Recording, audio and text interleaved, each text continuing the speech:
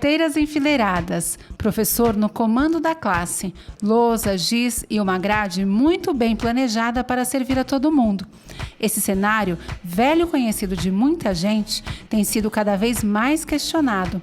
Para muitos pensadores e educadores que defendem a aplicação de métodos alternativos de ensino, a escola tradicional não tem sido tão eficaz na transmissão do conhecimento e na formação de cidadãos.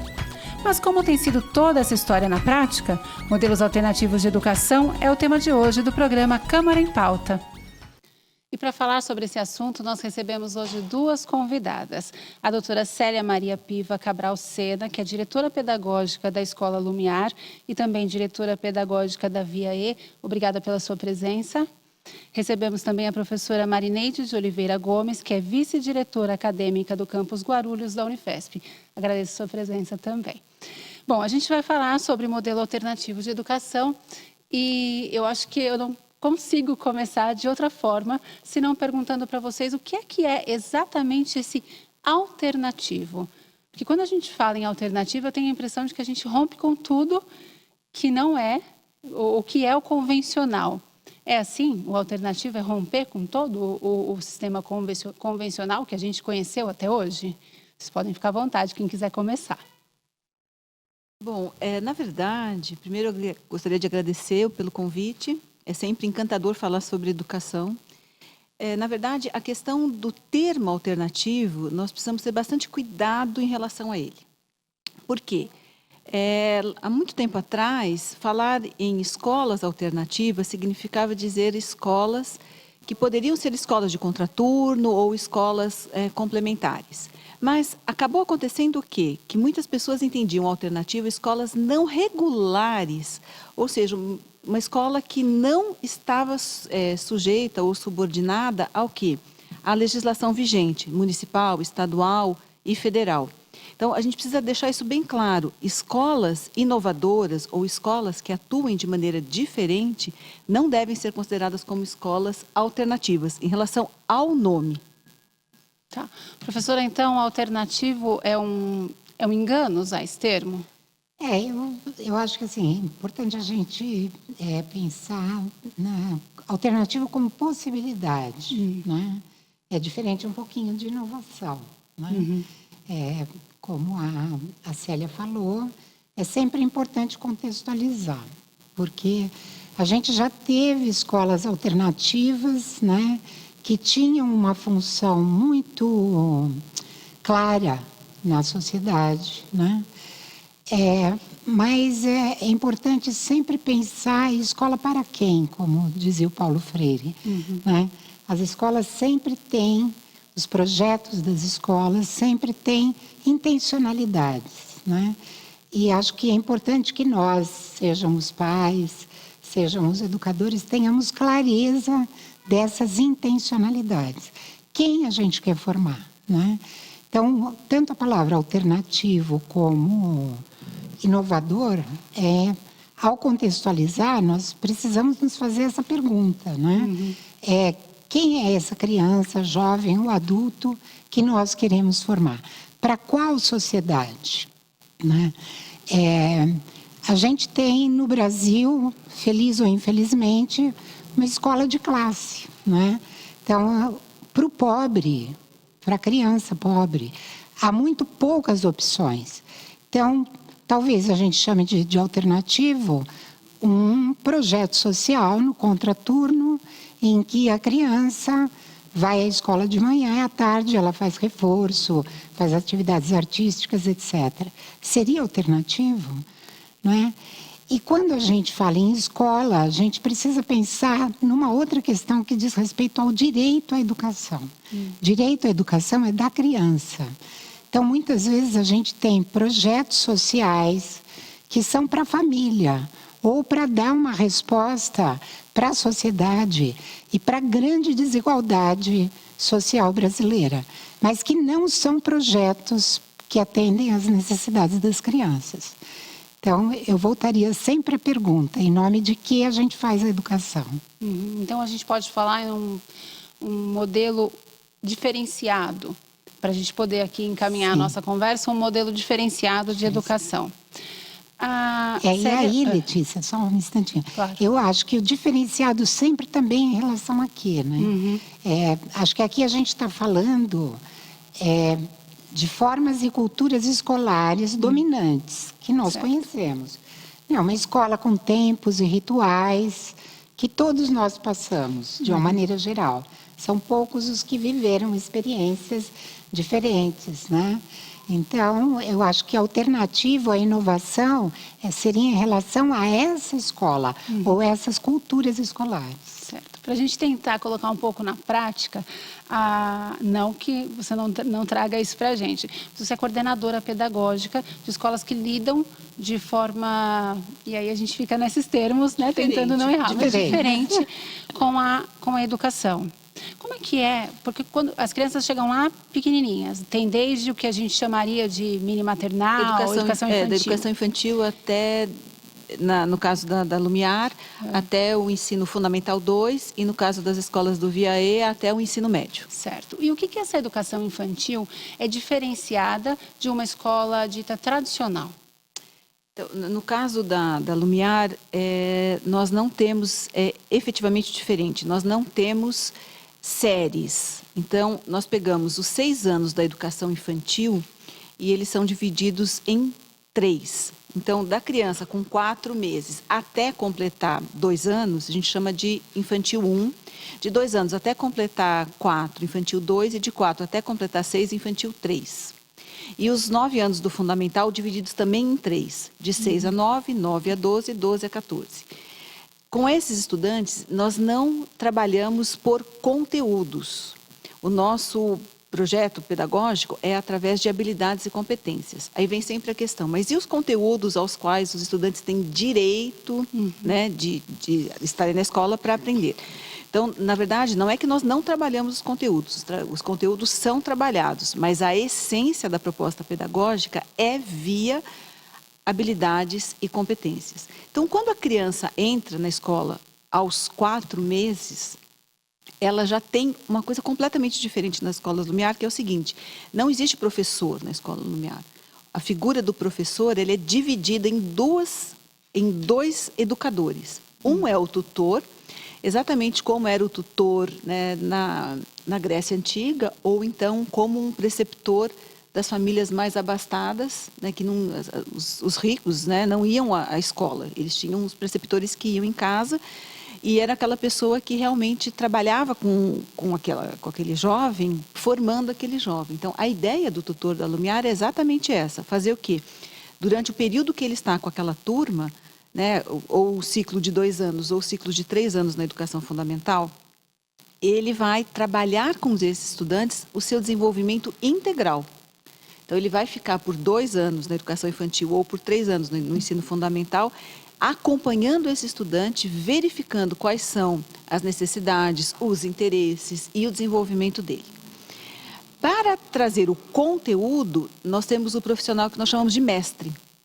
Então, o tutor fica durante 3 anos e o mestre, ele vem para a escola. O mestre fica em torno de 1 bimestre ou 2 bimestres, trazendo conteúdos, trazendo paixões dele, coisas que ele efetivamente saiba fazer. Ele é um profissional da área de educação? Não obrigatoriamente. Essa pergunta é bem interessante. Não obrigatoriamente um profissional da área da educação. Pode ser um professor da área da educação, um professor, né, alguém da educação, ou não. Pode ser um engenheiro, pode ser um pedreiro, pode ser um pintor, pode ser uma manicure. Aí vem a questão. Sim, mas o que um pedreiro vai poder ensinar para os estudantes? O pedreiro vai poder estudar para os estudantes coisas que muitos engenheiros não aprendem na faculdade, que é o como fazer, o mão na massa.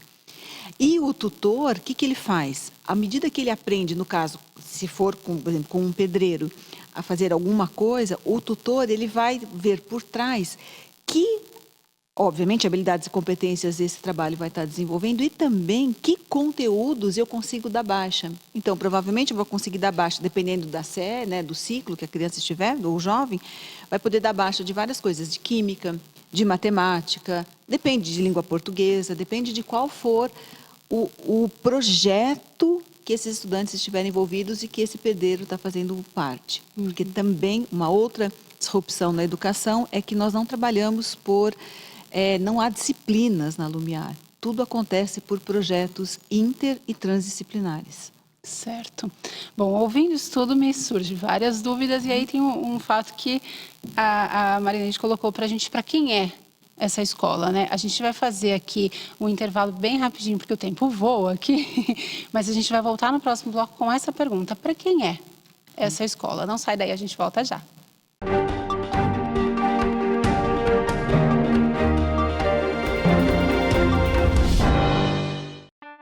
A dengue é transmitida pela fêmea do mosquito Aedes aegypti e a principal forma de prevenção é não deixar acumular água parada. A gente precisa tomar cuidado especificamente com pneus. Então, se tiver algum pneu, mantê-lo coberto em um local seco e de preferência com uma lona, se a gente não conseguir cobrir. As questões das calhas, que devem ser vistoriadas no mínimo a cada 15 dias. A caixa d'água, tanto a caixa d'água ligada ao abastecimento, quanto a caixa d'água que às vezes fica como um depósito.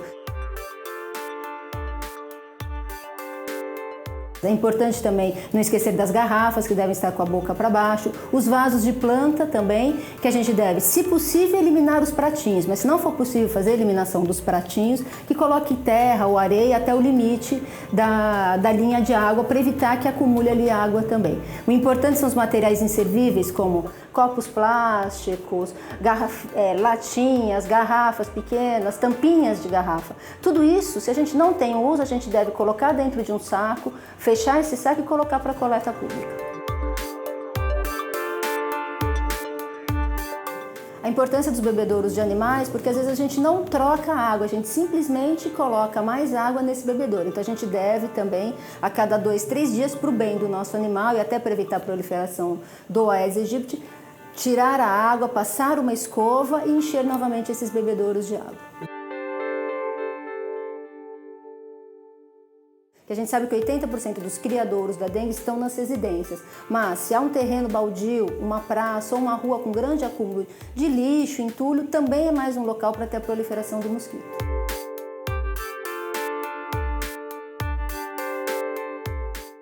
Todo dia é um dia de você olhar a sua casa, um dia de orientar alguém. Se você estiver vendo algum local que tem algum criador, avisar a prefeitura. Mesmo que nós já saibamos as principais questões da dengue e como evitá-las, a gente vai conseguir trazer um novo olhar sobre isso.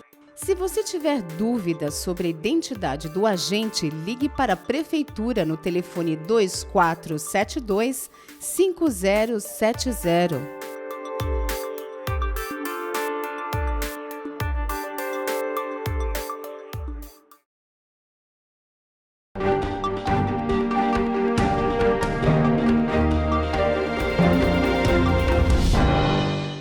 De volta com o Câmara em Pauta, a gente fala hoje sobre modelos alternativos de educação. A gente já descobriu aqui no primeiro bloco que esse termo alternativo a gente pode trocar por algum outro, e a gente está falando sobre isso também. E a gente conversou aqui, falou sobre o estilo da Escola Lumiar, e a gente conheceu um pouco disso com a doutora Célia Sena, que está aqui, e a professora Marineide de Oliveira Gomes falou para a gente no primeiro bloco para quem é esse tipo de educação, não exclusivamente o que ela expôs para a gente, a Célia expôs para a gente a respeito da Lumiar, mas esse tipo de educação diferenciada. E para quem é, Marineide, esse tipo de educação que a gente ouviu aqui, que rompe com alguns conceitos que a gente tem do tradicional? A pergunta é importante e, na verdade, eu acho que sempre que a gente pensa um projeto de escola, essa é a pergunta central, não é? Porque todas as escolas têm projetos, mas muito poucas têm projetos coletivamente construídos, ou seja, apropriados por todos, né? Não só pelos professores, pelos gestores, pela que a gente chama inapropriadamente de comunidade escolar, né? Então, quem são esses sujeitos, né? Que necessidades eles apresentam? Então, quando eu disse que no Brasil a gente tem uma escola de classe, eu estou me referindo à possibilidade de escolha. Infelizmente, esses projetos, quando são públicos, eles são restritos, né? Eles são restritos. No caso, a Lumiar fica numa cidade do interior, né? Uma parceria público-privado com a Prefeitura de Santo Antônio do Pinhal. Assim como tem outras experiências, o Amorim Lima, que me parece que a pessoa viria aqui hoje também, né? Que tem muito a ver, no caso de uma instituição eminentemente pública, 100% pública, tem muito a ver com a qualidade dos gestores, né? Quem são os gestores daquela escola? Muitas vezes são pessoas que estão ali há muito tempo. Então, elas investem na continuidade daquele trabalho, que no Brasil a gente tem um outro problema na educação, nas políticas sociais de uma maneira geral, que é a descontinuidade. Então, a gente precisaria sempre se perguntar para quem é a escola. A escola é para um sujeito pobre ou rico que tem direito a uma educação de qualidade social, né? Essa qualidade social a gente poderia traduzir como essa possibilidade de ter a mesma escola, o mesmo nível educacional para todos, né? Infelizmente, a gente está longe de conseguir isso, porque a gente tem N problemas na operacionalização das políticas, a começar pela formação dos professores, né? Pela condição das escolas. Muitas vezes as escolas que mais precisam são escolas localizadas em regiões vulneráveis, elas recebem os professores recém-formados, justamente aqueles professores que mais precisariam de apoio, né? Em países mais desenvolvidos, o professor recém-formado, ele recebe um tutor, ou seja, um professor mais experiente que o acompanha por alguns anos, de modo a aproximá-lo daquela cultura profissional, né? Então, acho que a pergunta é importante em todos os sentidos. Né? Agora, se a gente mudar um pouco o sentido da resposta e procurar quem são essas pessoas, para quem, que tipo de pai procura? Já aconteceu, por exemplo, do pai falar, nossa, mas é diferente demais, eu não acompanho isso aqui, para mim não dá certo, ou a criança não se enquadrar. Uma criança que... Porque, assim, a gente sabe que as crianças, hoje, elas estão, né, com uma quantidade de informação muito grande. Isso, eu acho que torna as crianças um pouco mais agitadas, mas tem ainda as crianças que, né, que ficam quietinhas, que entram às 7h10 e até o meio-dia elas ficam quietinhas lá na carteira e copiam tudo que elas querem copiar e, de repente, elas não se adaptam a esse estilo tão diferente do tradicional. Acontece? Quem são esses pais? Qual é o perfil dessas pessoas, tanto das crianças quanto dos pais, que procuram essa educação diferente? Olha, eu acho que tanto os estudantes, com certeza, os jovens e as crianças, eles estão cansados, enfadados com a escola tradicional hoje. Então, a escola tradicional, ela está fadada, não a escola não. A escola, como ela está posta hoje, ela está fadada a desaparecer. Porque ela continua, toda a humanidade muda, evolui, a única coisa que não muda e não evolui é a escola. Estou falando de escola de uma maneira geral. E ela é super importante, mas ela tem que mudar, porque como está muito complicado. Então, na verdade, eu sempre falo que escola, cada tipo de escola, ela deve ser para um tipo de família. Então, não adianta você achar que tem todas as questões logísticas, né, que a gente sabe em relação à escola, mas, independente disso, tem as questões pedagógicas mesmo, que são extremamente importantes. Então, há pais, mesmo respondendo a sua pergunta, que falam isso, né? Nossa, mas isso é muito inovador para mim. Como que o meu filho vai aprender trabalhando por projetos?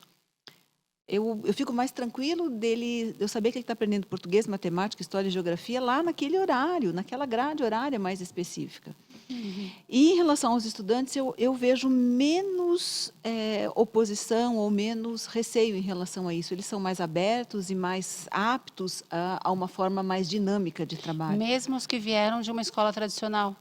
Os que vêm de escola tradicional, é muito interessante que eles não acreditam que existe uma escola desse tipo, não sabem o que fazer com a liberdade, porque a autonomia deles nas outras escolas, né, das quais eles vêm, não foi construída, então eles não sabem o que fazer com aquilo. Então eles começam a fazer, assim, digamos, coisas não muito apropriadas, porque eles confundem né, o poder decidir e o ser ouvido com confusão, com bagunça, então eles testam um pouco isso.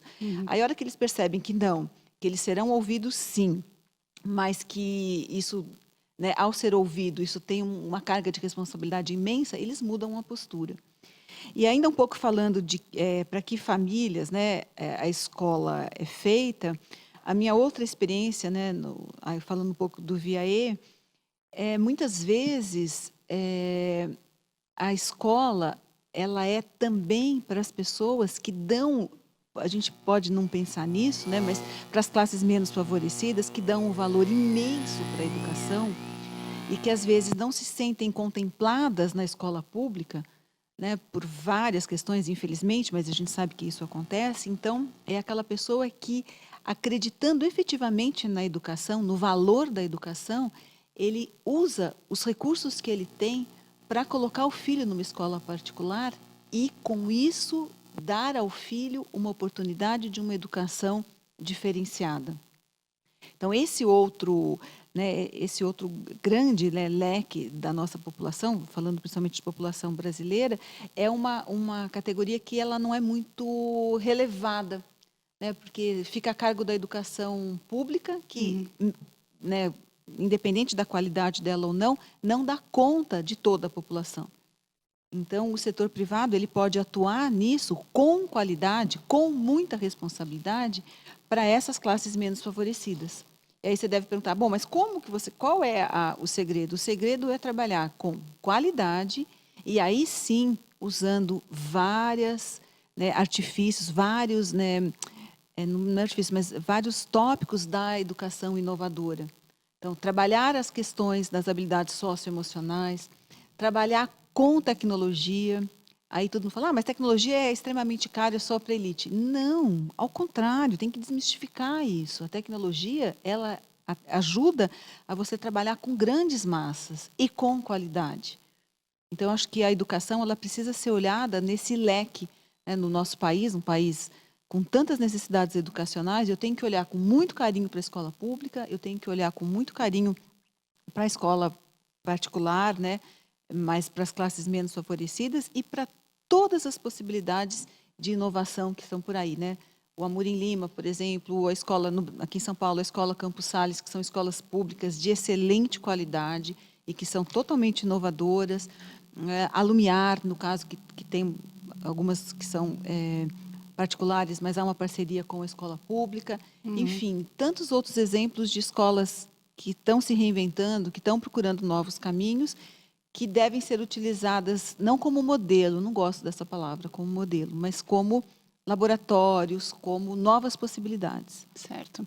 A gente vai fazer mais um breve intervalo, volta já, porque a gente falou aqui, a gente vai fazer o mesmo formato do bloco anterior, porque a doutora Célia falou a respeito da escola dessa escola tradicional desaparecer. E eu quero saber se a professora concorda com ela, a gente volta já.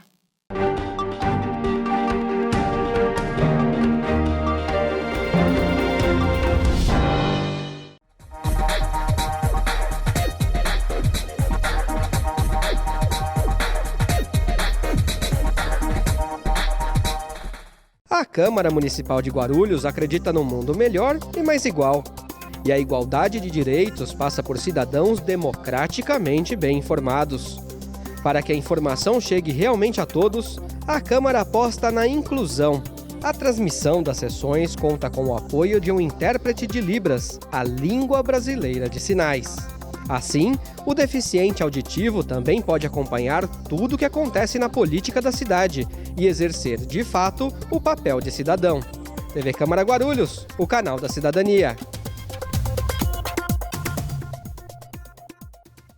Você que acompanha a programação da TV Câmara Guarulhos, sexta-feira tem Câmara em Pauta inédito para você. Então já sabe, depois do Jornal da Câmara, o Câmara em Pauta traz parlamentares e especialistas nos mais diversos assuntos relevantes à nossa cidade. Então não perca, tá aqui o nosso convite. Câmara em Pauta, sexta-feira na TV Câmara Guarulhos, o canal da cidadania.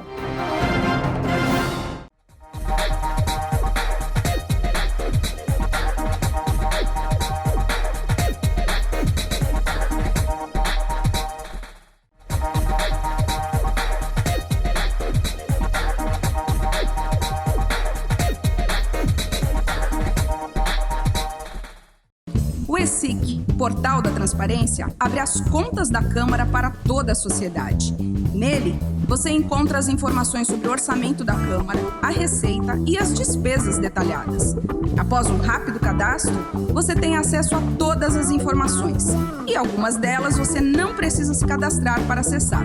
São as informações de interesse coletivo. Mais uma iniciativa da Câmara de Guarulhos para modernizar o Legislativo Municipal. Para saber mais, acesse o site da Câmara, www.câmaraguarulhos.sp.gov.br. Clique no link Portal da Transparência e veja o vídeo de orientação.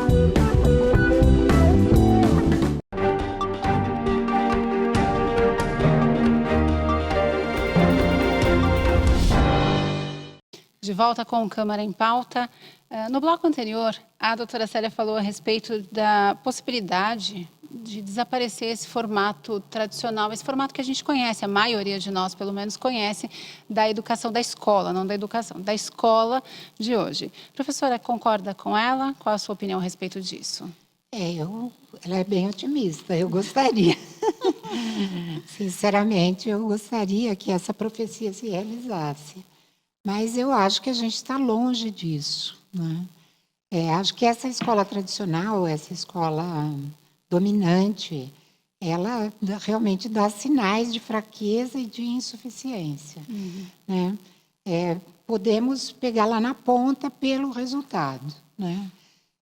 O ensino fundamental hoje, as crianças estão 100% na escola. Existe oferta de 100%. A pergunta é, elas aprendem? Não é? Nós sabemos que não. Não é? Nem todas aprendem aquilo que elas deveriam aprender. Tem raízes, né? Esses problemas têm raízes. Eu destacaria duas raízes fortes.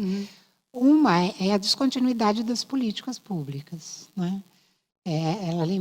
A Célia lembrou um pouquinho antes de iniciar, só esse ano nós temos vários ministros da educação, num ano. Então, nós não temos histórico de políticas de Estado, ou seja, de políticas que se perpetuam, né? Após os governos saírem. Que dirá políticas de governo? Quando tem políticas de governo, elas também são descontínuas. Não é? Então, nós não temos um programa, nós não temos prioridades. Então, quem é que diz que nos próximos 20 anos, educação e saúde e segurança serão prioridades e nenhum governo vai mexer? Né? Os países que deram saltos significativos fizeram esse pacto político. Né? E isso teve resultados. Então, essa é uma primeira questão, que é o problema da descontinuidade das políticas. O segundo, eu diria que é a qualidade da formação dos professores. Né? Um pouco a minha área de pesquisa. Então, hoje a gente tem no Brasil 80% dos professores são formados em instituições privadas, não universitárias. Né? Faculdades, né? Isoladas ou agrupadas, que muitas vezes a grande questão é o lucro, não é a qualidade da formação. Então, nós não temos também uma política do governo federal que incida sobre a avaliação da qualidade desses cursos. Esses cursos, de fato, são avaliados. Mas todo mundo sabe que, em muitos casos, a qualidade é duvidosa e os cursos continuam a funcionar. Então, alguém é responsável por isso. Acho que eu gostaria que essa escola se reinventasse. Eu não sei se ela precisa desaparecer. Eu acho que a escola como direito, a escola como instituição, ela precisa continuar, ela precisa ser reinventada. Né? E essas experiências, acho que nos mostram possibilidades de reinvenção. Seja por dentro, né? Às vezes... E há escolas anônimas também, né? A gente fala Murilo Lima, Lumiar, mas há escolas anônimas, cujos gestores, professores estão reinventando por dentro a escola. E elas não têm publicidade, elas não aparecem. Né? Eu diria que no Brasil a escola pública só não é pior por conta dos profissionais da educação, porque eles realmente se esforçam e fazem o melhor. Né? Eu acho que a questão da formação de professores é algo que precisa ser enfrentado em todos os níveis, né? Nível nacional, nível estadual e nível municipal. Entendi. Doutora Célia, eu gostaria de saber a respeito de reconhecimento, porque quando a gente comentou aqui a respeito dos pais, né? Qual é a cobrança, ou qual é o retorno, não cobrança, o retorno. Existe boletim nesse tipo de educação? A criança tem um boletim? Como é que o pai acompanha o rendimento? Então, no caso da Escola Lumiar, existe boletim, né? Palavra, lembrei agora dos meus. Mas, Avaliação. Sim, existe a avaliação, e a avaliação ela é feita diariamente e ao término de cada encontro, de cada projeto. Então, os estudantes, eles fazem um processo de avaliação e de autoavaliação a cada término de cada projeto do dia. Então, se no dia tem 2, 3 projetos, ele faz essa avaliação 2 ou 3 vezes ao dia. Então, não existe bimestre, trimestre? Existe bimestre. Existe. Ao fim do bimestre, há uma avaliação, né, de término do bimestre, do projeto, na verdade, ou dos projetos. Se mesmo que o projeto se estenda por mais um bimestre, há um término, então há uma avaliação. E sim, há um boletim, um certificado, uma forma de computar o que esses estudantes aprenderam, né? Também como se fosse assim, uma tradução de quais disciplinas, de quais conteúdos disciplinares eles aprenderam. E se não aprenderam, eles reprovam? Então, reprovação é uma coisa, né? É uma outra questão que tem que ser reinventada junto com a escola. Eles né? repetem o módulo? Então, repetir o projeto não seria o que acontece, mas eles entendem que aquelas habilidades e competências ainda não foram desenvolvidas ou aqueles conteúdos ainda não foram aprendidos. Então, e tanto o estudante como o tutor vai ter que ver num outro momento, num outro projeto, ou num projeto individual, ou numa oficina, ou no módulo de aprendizagem para suprir essas necessidades. Então, não é incomum você encontrar na Lumiar um módulo de uma oficina de língua portuguesa, porque os estudantes não estão escrevendo bem, e eles mesmos percebem isso junto com os tutores, e esse módulo é realizado. Então, há sim avaliação, há provas, pode haver provas? Sim, pode haver provas, mas é muito diferente de ser uma escola que, ao findar um bimestre, vai ter uma semana de provas. Isso não acontece. Mas as provas são aquelas no formato que você não pode olhar o que o seu amigo está fazendo? Como é que é? Então, é tão interessante, porque como não há essa neurose em relação à avaliação, é muito interessante. Quando há uma prova ou qualquer trabalho que seja individual, a gente simplesmente fala para os estudantes, esse trabalho é individual. Ele entende que é individual, então, às vezes eles estão na mesa com uma outra, como eu estou aqui agora com a professora, e eu pergunto para ela, ele fala assim, né? Pergunto para o meu colega, ele fala assim, não, isso daí é para você fazer sozinho. Faz aí o que você sabe. Então, assim, não existe aquela cultura de ficar né, pula uma carteira um na frente do outro, porque isso daí para eles já tem uma maturidade de entender. É para eu fazer sozinho, para entender como eu estava e como eu estou agora. Então, isso realmente, eu brinco que isso é um sonho de consumo pedagógico, né, onde você tem estudante que não tenha essa neurose com a avaliação, e que ele entenda que a avaliação é onde eu estou, ou o que eu ainda não sei. Como é bacana, né? Você não chegar para mim e dizer, você não sabe isso, mas você ainda não sabe isso. Então, tem avaliação, pode ter prova, só que existe uma cultura de que isso seja uma coisa natural. Entendi. A gente tem um pouquinho só de tempo, e para a gente encerrar, eu gostaria da opinião de vocês duas, na verdade, porque a gente acabou não falando do papel da família. Porque a gente tem muita impressão, conversando, eu tenho um filho de 6 anos, e às vezes as pessoas têm a falsa sensação de que a escola pode suprir o papel da família, o que a família tem que fazer por aquela criança, porque não basta você colocar numa escola cara ou numa escola pública muito boa e achar que o seu papel está, né? Que as crianças da Lumiar ficam o dia todo, não? Pode ficar meio período, na de São Paulo meio período ou integral, e Santo Antônio do Pinhal, tanto a pública quanto a particular, é integral. E exclui o papel do pai e da mãe? Não, claro que não. Né? Eu acho que é sempre um tripé, né? O estudante, a escola e a família. Mas a gente tem que tomar cuidado também, porque existe muita queixa em relação, né, nas escolas, na educação de uma maneira geral, que fica assim, a escola ensina e a família educa. Então, se o menino vem mal educado, o meu papel como professor não é... Eu acho que a gente tem que parar com essa guerra de qual é o meu papel, qual é o papel da família, e entender que todos nós temos um objetivo comum, que é do desenvolvimento das habilidades e que esses estudantes consigam se desenvolver da sua forma mais integral possível. Então, acho que tem assim, no meio disso tudo, tem um estudante. Então, acho que a escola e a família têm que trabalhar unissonamente, em comunhão e sem acusações. As famílias hoje estão num novo formato, a escola está no novo formato.